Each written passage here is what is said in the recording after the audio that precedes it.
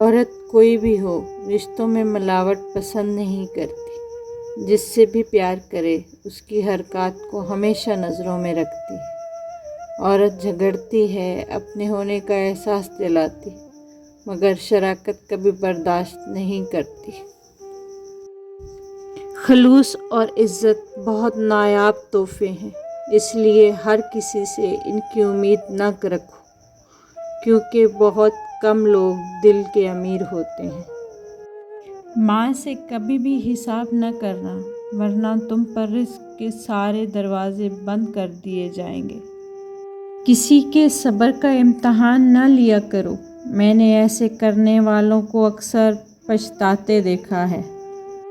سیدھی سی بات ہے، عزت کرو اور کرواؤ۔ احساس کر نہیں رہے تو اس کی امید بھی مت رکھو۔ جو آج کرو گے وہی کل بھگتو گے۔ اپنے اعمال کی فکر کرو، لوگوں کی نہیں۔ کبھی کبھی اچھا لگتا ہے سب جان کر انجان بننا، چپ رہ کر سامنے والے کی چالاکیاں دیکھنا، سامنے والے کی حد دیکھنا کہ وہ ہمیں بے وقوف بنانے کے لیے کہاں تک جا سکتا ہے۔ جن لوگوں کو دوسروں کے کاموں میں کیڑے نکالنے کی عادت ہوتی ہے، یقین جانیے ان کا اپنا کوئی کام سیدھا نہیں ہوتا۔ ذلت اور رسوائی کے بعد بھی اگر کسی کو محبت پر قائم دیکھا ہے تو وہ عورت ہے۔ سمجھداری کی باتیں دو ہی لوگ کرتے ہیں، ایک زیادہ عمر والے، دوسرا جنہوں نے کم عمری میں بہت مشکلات دیکھی ہوں۔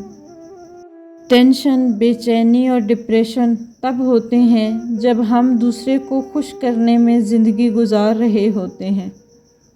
شاخ پر بیٹھا پرندہ شاخ کی کمزوری سے نہیں ڈرتا، کیونکہ اسے اپنے پروں پر اعتماد ہوتا ہے۔ اگر زندگی میں سکون چاہتے ہو تو کبھی بھی کسی سے توقع مت رکھو، کیونکہ توقع کا پیالہ ہمیشہ ٹھوکروں کی زد میں رہتا ہے۔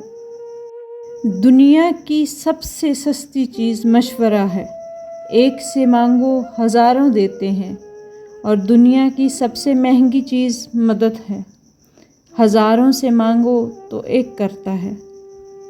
حضرت علی رضی اللہ عنہ سے کسی نے پوچھا کہ آپ کی تلوار تو بہت تیز ہے، مگر آپ کی سواری سست ہے، کیا ہی اچھا ہو اگر آپ سواری بھی تیز رکھ لیں۔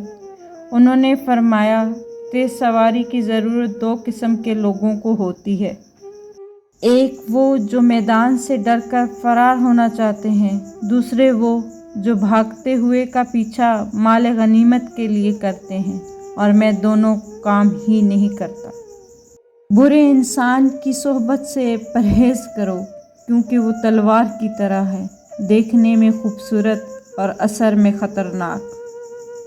مسلسل اہمیت دینے کے باوجود بھی اگر رشتے بے قدرے اور بدمزاج رہیں تو کوئی ملامت نہیں، تب رہنے کی بہترین جگہ حدود ہے۔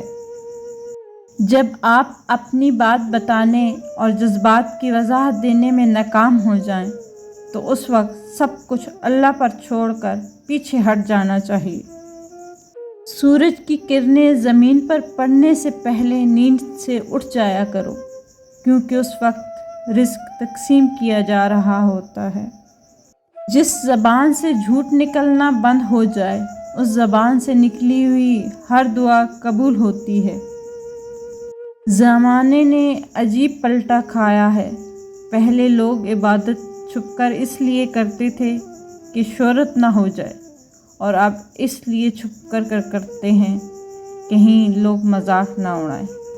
ہر ایک چیز اپنے وقت پر ہی اچھی لگتی ہے، نیکی کمانے کا وقت جوانی ہے۔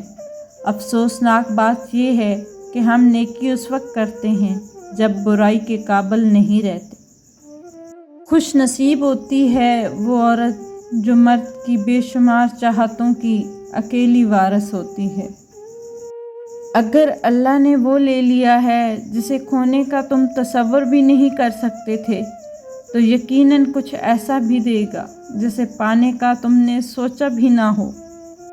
فاتحہ لوگوں کے مرنے پر نہیں بلکہ احساس کے مرنے پر پڑھنی چاہیے، کیونکہ لوگ مر جائیں تو صبر آ جاتا ہے، مگر احساس مر جائے تو معاشرہ مر جاتا ہے۔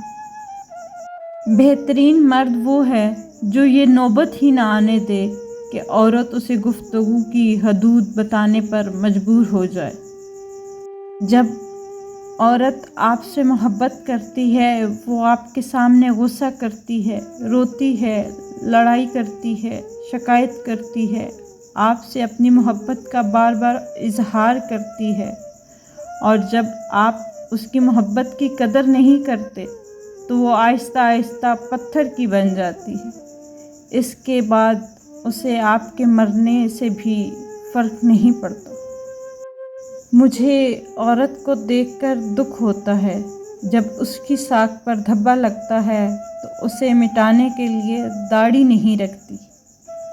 تم تو مرد ہو، 4 بیویوں کا حق ساتھ لکھوا کے لائے ہو، تم ایک کو پہلو میں رکھ کر دوسری، تیسری، چوتھی کو سوچ سکتے ہو، مگر عورت صرف ایک سائبان ایک ساتھ لکھوا کر لائی ہے، اور اس کی فطرت کی پاکیزگی کبھی گوارا نہیں کر پاتی کہ وہ ایک کے پہلو میں سج کر کسی دوسرے مرد کا خیال اپنے قریب بھی بھٹکنے دے۔ اگر کبھی آپ کے ساتھ ناانصافی اور زیادتی کی حد ہو جائے تو صرف اتنا سوچ کر خاموش ہو جانا کہ جو ذات اوپر بیٹھی ہے وہ بہت بے نیاز ہے۔ عورت کو مرد سے نہیں بلکہ عورت کو عورت سے تحفظ کی ضرورت ہے۔ ایک عورت دوسری عورت کی خوشیوں کی سب سے بڑی دشمن ہے۔ مرد کی وفا کا پتہ ہی عورت کی بیماری میں چلتا ہے کہ سکہ کھوٹا ہے یا کھرا۔ اسی طرح عورت کی دلداری مرد کی بے روزگاری کے وقت پتہ چلتی ہے کہ وہ کاغذی ہمسفر ہے یا واقعی شریک حیات ہے۔